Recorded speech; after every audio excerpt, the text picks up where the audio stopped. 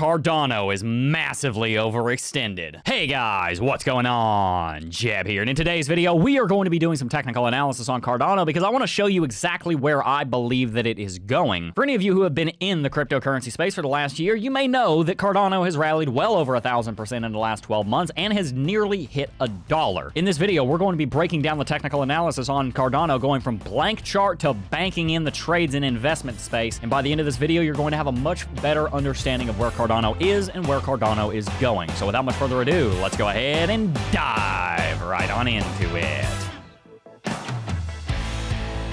Before we dive further into the video, guys, we need to talk about CT2A, the Cryptocurrency Technical Analysis Academy, and it has everything you need to know in regards to technical analysis. The purpose of CT2A is to help educate people. So if you guys are looking to make an investment in yourself and want to learn more about the cryptocurrency world and prepare yourself properly before you begin trading big time, enroll in CT2A below. The very first thing I want to do is show you the end result of our technical analysis. This is where we're going, and this is where we're starting. As you can see, we have absolutely nothing on our Cardano chart, so let's get started. The very first thing we want to do in technical analysis is get rid of something that we call blank chart syndrome here on the channel. Whenever you start analyzing a chart, it can be very easy to get confused as to where you might want to begin. So the way we deal with that is by getting some levels on our chart. The first thing I'm going to do is I'm going to put a red level of resistance at our current all-time high. I'm also going to put a level of resistance at $1 because we know that's going to be a major psychological level of resistance. What I'm going to do then is I'm going to draw a box in between these two levels as a zone of resistance because they are so close to each other, and now we're going to look for support. The first level of support I want to show you is a previous all-time high figure where we hit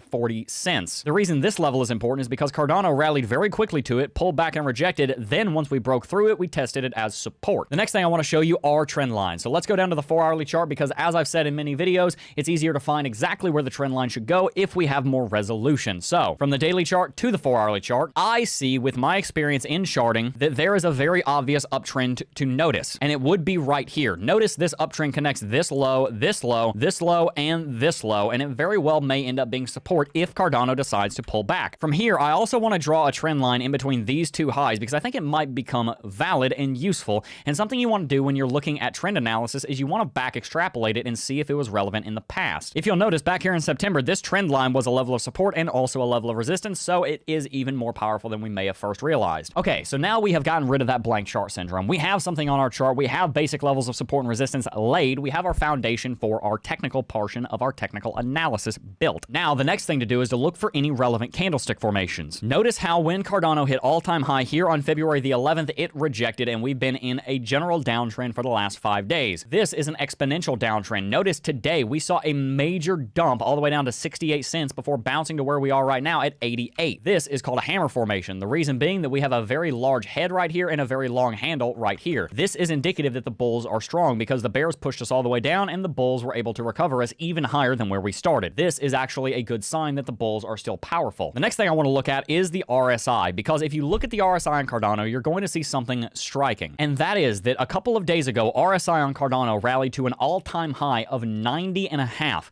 Never in the history of this altcoin have we ever hit this level on RSI, and we rejected from it, as you might expect. We're going to get to the analysis of that in a minute, but I want you to keep that in your back pocket. I want you to keep in mind that we just hit an all-time high on RSI. We're going to come back to that. The next thing to look at is our MACD. Ever since we hit that all-time high figure of 97.5 cents, we have seen MACD converging on itself, and we've seen a downtrend in the histogram. This is indicative that a downtrend might be starting. Next thing we want to do is we want to run through all of our technical indicators, completing that technical portion of our technical analysis before we get on to the analysis portion of our technical analysis. The first thing to look at is volume. Notice, compared to the history of Cardano, we have seen major volume, in fact, hitting an all-time high. However, the last 5 days have been very low. We've seen very weak volume, which indicates a very weak movement in the market. Remember, guys, strong rallies and strong downtrends have strong volume. Weak rallies and weak downtrends have weak volume.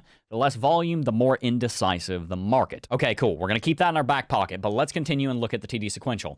Notice how TD sequential was massively overextended, and when we hit 97.5 on Cardano, we rejected. From there, we have now reset TD sequential. That is a good thing. One thing to notice on the VPVR is that we have almost no VPVR support up where we are right now. We are in uncharted territory on Cardano in the same way that we're in uncharted territory on Bitcoin and Ethereum. That's going to be important later, so remember that. Now, as far as Bollinger Bands are concerned, we have rallied outside of the Bollinger Bands, and we stayed outside of them for many, many days. The Bollinger Bands indicate how far the market can go before it is going to be forced to rebound and pull back or rally. Notice how we pulled inside the Bollinger Bands. This is a good sign. We needed this correction. And finally, the last thing I want to bring to your attention is the 20 daily EMA. Notice how we pulled back and tested it as support today at 67 to 68 cents. Okay, great. So we have some pretty strong resistance right above us because we are just below $1 on Cardano, which, if you've ever heard of a large psychological level of resistance, that is one. We also see that there's quite a bit of support, but that support is quite a bit beneath us. We saw the 20 EMA sitting down at 67 cents,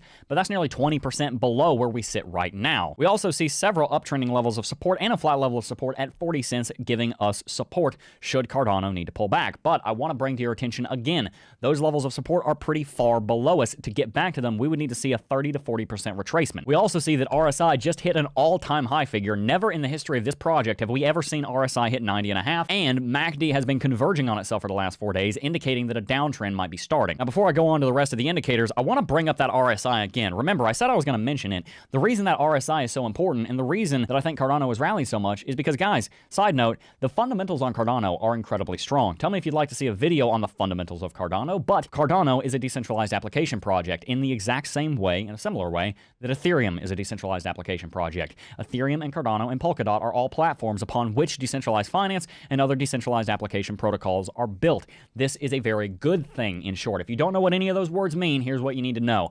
That is a very good thing. Homework, research decentralized applications and decentralized finance, and you'll understand why. The RSI hitting that stupidly high level is indicative that we have a very strong currency here. The fact that we've rallied several thousand% in the last 12 months is indicative that we have a very strong currency. I'm very bullish on the fundamentals of Cardano, so don't mistake what I'm about to say for being against Cardano. However, looking at our indicators, looking at our volume, looking at our TD sequential, looking at our moving averages, we simply have to analyze this from an objective standpoint. I see a lot of FOMO in this market. I see a lot of exuberance in this market, and I see a lot of overextension in this market. With Bitcoin and Ethereum, it's a little bit harder to tell where exactly they're going right now, but Cardano is very clear. We need a correction. If it doesn't happen, it doesn't happen. It is possible that the whales come in, and the hype comes in, and the FOMO comes in, and they rally Cardano to $3. That is possible. What is likely, however, and that's what we're doing with technical analysis, is figuring out what's likely, is that Cardano is going to correct. Where is it going to correct? Likely down to around 67 cents, once again, where the 20 daily exponential moving average resides. I also would not be at all surprised if Cardano pulled back even farther than this uptrending moving average and pulled all the way down to these uptrending levels of support around 50 to 60 cents. That could be as much as a 35 to 40% correction on Cardano. And by the way, guys, I think that would be very healthy. Cardano is a very strong project. There's a lot of support behind it for good reason. It is a good project. However, if you're looking to invest in this project, especially if you're looking to long this project, I would be careful. The technicals are pretty clear. It needs to reset. It needs to consolidate. It needs to lock in gains, and people need to be able to buy back in lower. Tell me what you think in the comment section down below. I want to hear your take on this.